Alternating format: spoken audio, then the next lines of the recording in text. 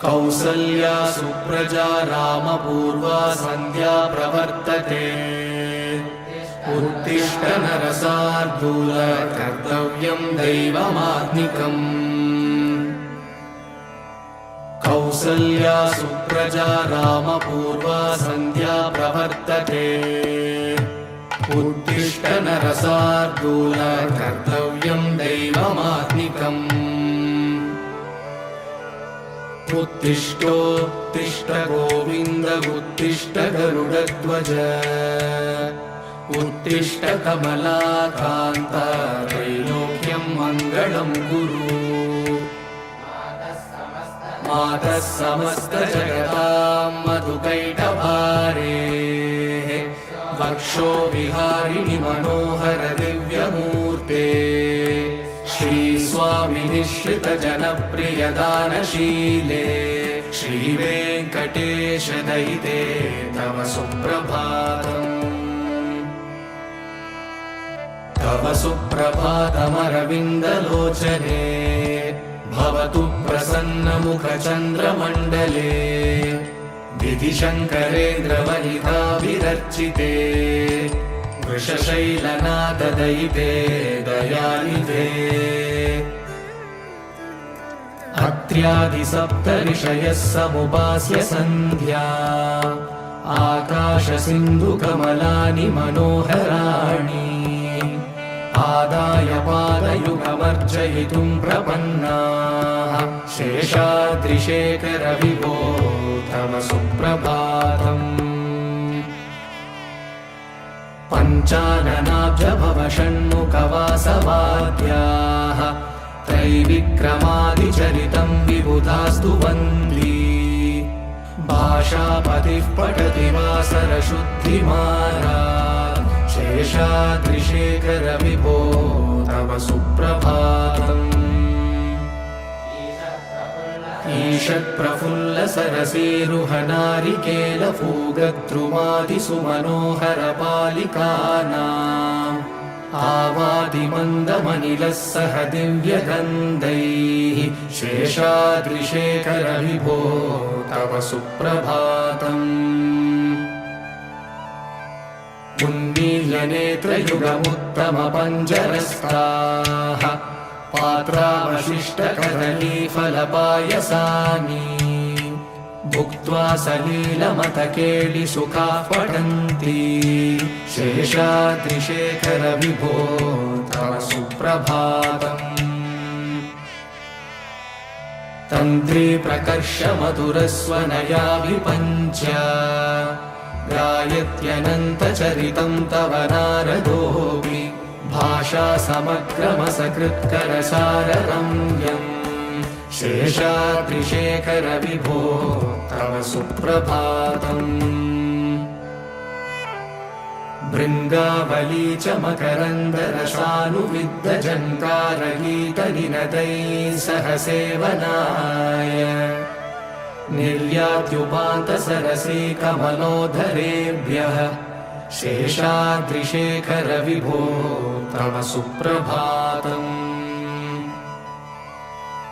योषागणेन वरदग्निविमत्यमाने घोषालयेषु दधिमन्तनतीव्रघोषाः रोषात् कलिं विदधते ककुभश्च कुम्भाः शेषाद्रिशेखर विभो तव सुप्रभातम्।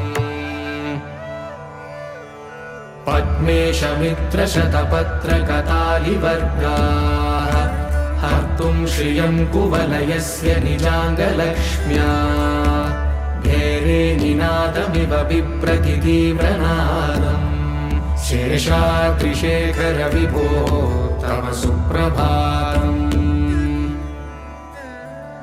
श्रीमन्नभीष्टवरदाखिल लोकबन्धो श्री श्रीनिवास जगदेकदयैकसिन्धो श्रीदेवतागृहभुजान्तर दिव्यमूर्ते श्रीवेङ्कटाचलपते तव सुप्रभातम्। श्रीमन्नभीष्टवरदाखिललोकबन्धो श्री श्रीनिवास जगदेकदयैकसिन्धो श्रीदेवतागृहभुजान्तरदिव्यमूर्ते श्रीवेङ्कटाचलपते तव सुप्रभातम्।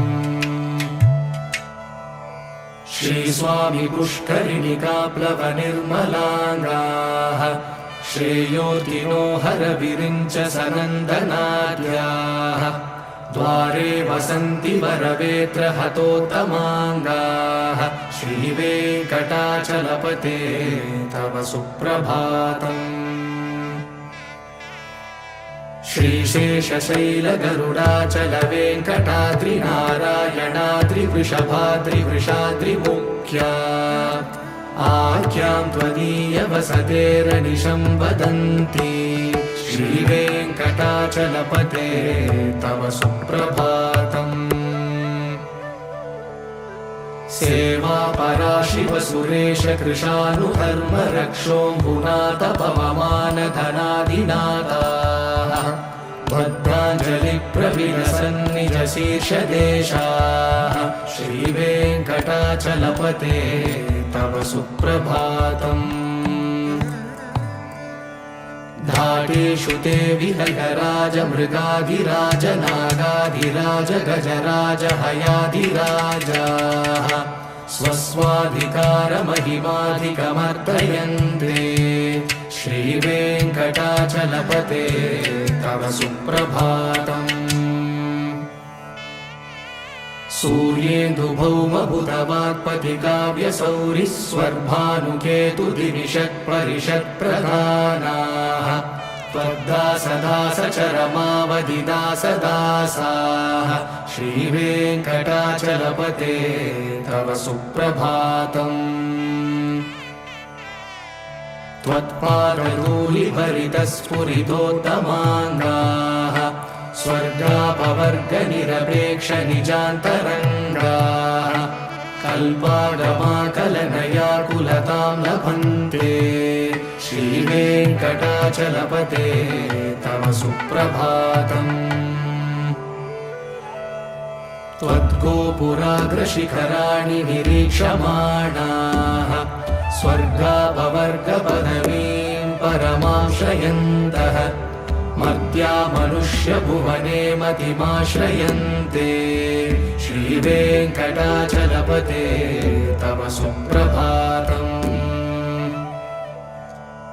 श्रीभूमिनायकदयादिगुणामृताब्धे देवादिदेव जगदेकशरण्यमूर्ते श्रीमन्ननन्तगरुडादिभिरर्चिताङ्घ्रे श्रीवेङ्कटाचलपते तव सुप्रभातम्।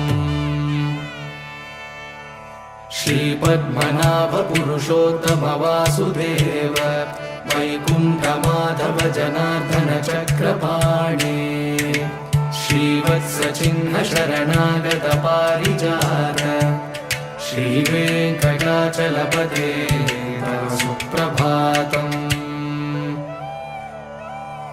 कन्दर्पदर्पहर सुन्दर दिव्यमूर्ते कान्ताकुचाम्बुरुह कुट्मललोलदृष्टे कल्याण निर्मल गुणाकर दिव्यकीर्ते श्रीवेङ्कटाचलपते तव सुप्रभातम्।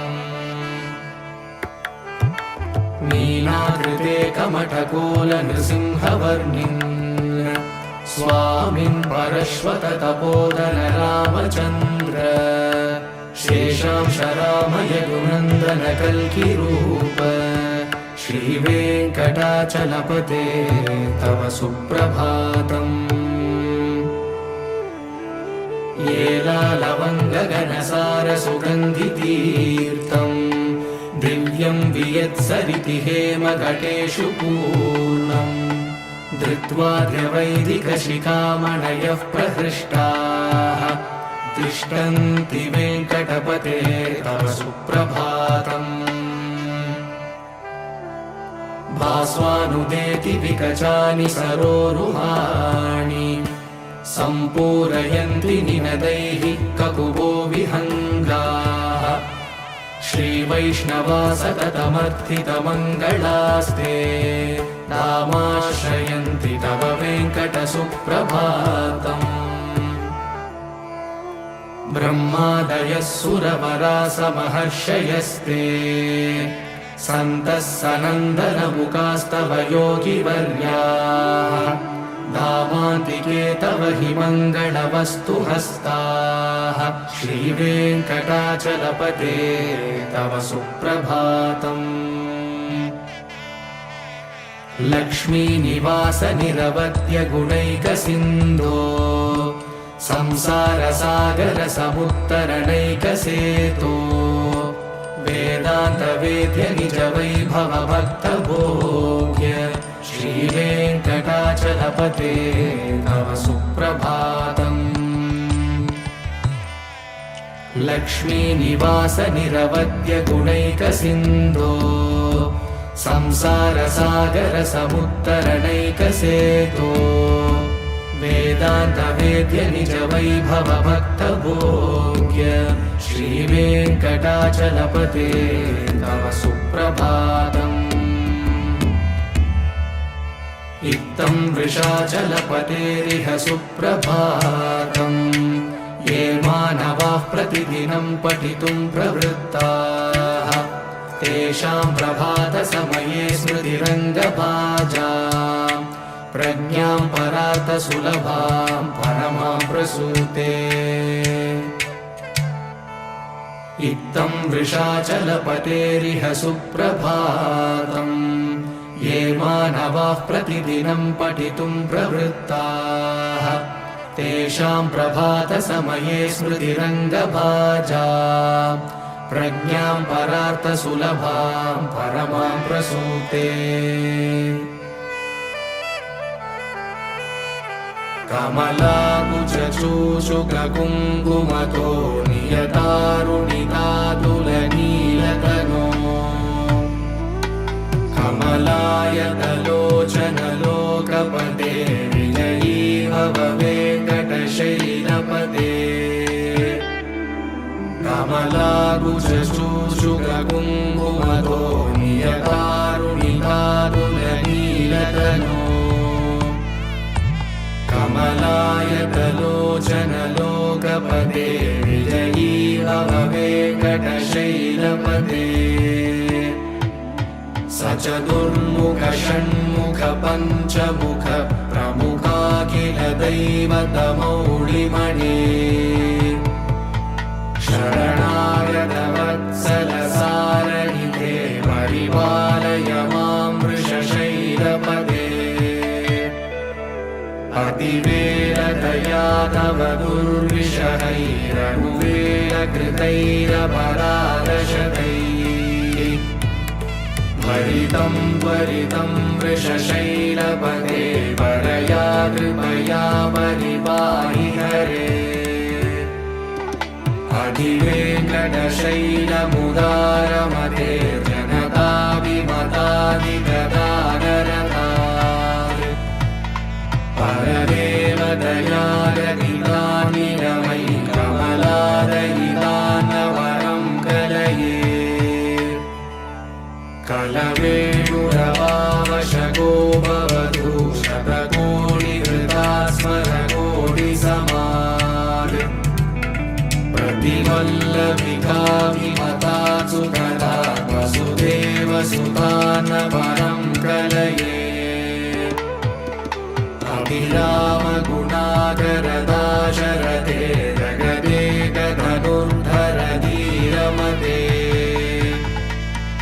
रघुनायक राम रमेश विभो वरदो भवदेव दया जलधे अवनीतनया कमनीयकरं रजनीचरचारुमुखाम्बुरुहम् रजनीचरराजतमो मिहिरं महनीयमहं रघुराममये सुमुखं सुहृदं सुलभं सुखदं स्वनुजं च सुखाय ममोघशरम् अपहा शिवाय रघुत्वहमन्यमहं न कथञ्चन कञ्चन जातु भजे विना वेङ्कटेशं ननाथो ननाथः सदा वेङ्कटेशं स्मरामि स्मरामि हरे वेङ्कटेश प्रसीद प्रसीद प्रियं वेङ्कटेश प्रयश्च प्रयश्च विना वेङ्कटेशं ननाथो ननाथः सदा वेङ्कटेशं स्मरामि स्मरामि हरे वेङ्कटेश प्रसीद प्रसीद प्रियं वेङ्कटेश प्रयश्च प्रयश्च अहं दूरदृष्टे पदाम्बोजयुग्म प्रणामे जयागत्य सेवां करोमि सकृत्सेवया नित्यसेवाफलं त्वं प्रयश्च प्रयश्च प्रभो वेङ्कटेश अज्ञानिना मया दोषान् शेषान् विहितान् हरे क्षमस्वत्वं क्षमस्वत्वं शेषशैलशिखामणे अज्ञानिना मया दोषान् शेषान् विहितान् हरे क्षमस्वत्वं क्षमस्वत्वं शेषशैलशिखामणे ईशानां जगतोऽस्य वेङ्कटपतेर्विष्णोर्परां प्रेयसीं तत्वक्षस्थलनित्यवासरसिकां तक्षान्तिसंवर्धिनी पद्मालङ्कृतपाणिपल्लवयुगां पद्मासनस्तां श्रियं वात्सल्यादिगुणोज्ज्वलां भगवतीं वन्दे जगन्मातरम् ईशानां जगतोऽस्य वेङ्कटपतेर्विष्णोर्परां प्रेयसीं तत्वक्षस्थलनित्यवासरसिकां तक्षान्तिसंवर्धिनी पद्मालङ्कृतपाणिपल्लवयुगां पद्मासनस्तां श्रियं वात्सल्यादिगुणोज्ज्वलां भगवतीं वन्दे जगन्मातरम् श्रीमन्कृपाजलनिधे श्रितसर्वलोकः सर्वज्ञशक्तनतवत्सल सर्वशेषिन् स्वामिन् सुशीलसुलभाश्रितपारिजात श्रीवेङ्कटेश शरणं शरणं प्रपद्ये श्रीमन्कृपाजलनिधे श्रितसर्वलोकः सर्वज्ञशक्तनतवत्सल सर्वशेषिन् स्वामिन् सुशीलसुलभाश्रितपारिजात श्रीवेङ्कटेश शरणं शरणं प्रपद्ये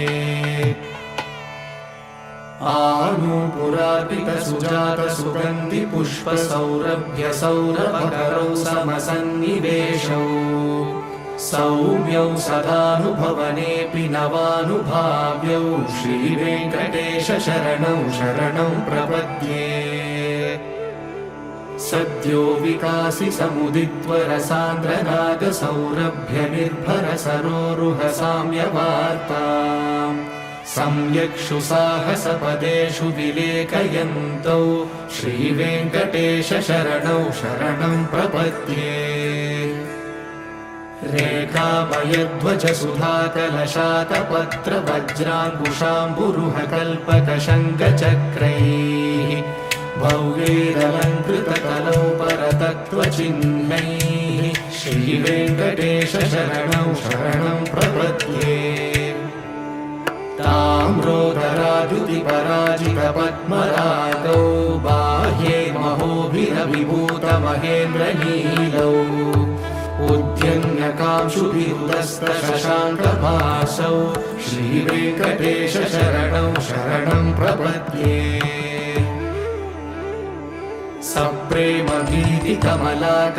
सप्रेमभीतिकमलाकरपल्लवाभ्यां संवाहनेऽपि सपदि क्लवमादधानौ कान्ता भवान् मनसगोचरसौ कुमार्यौ श्रीवेङ्कटेश शरणं शरणं प्रपद्ये लक्ष्मीमहीतदनुरूपनिजानुभावनीलादिदिव्यमहिषीकरपल्लवानाम् कारुण्यसङ्क्रमणतः किल सान्द्ररागौ श्रीवेङ्कटेश शरणौ शरणं प्रपद्ये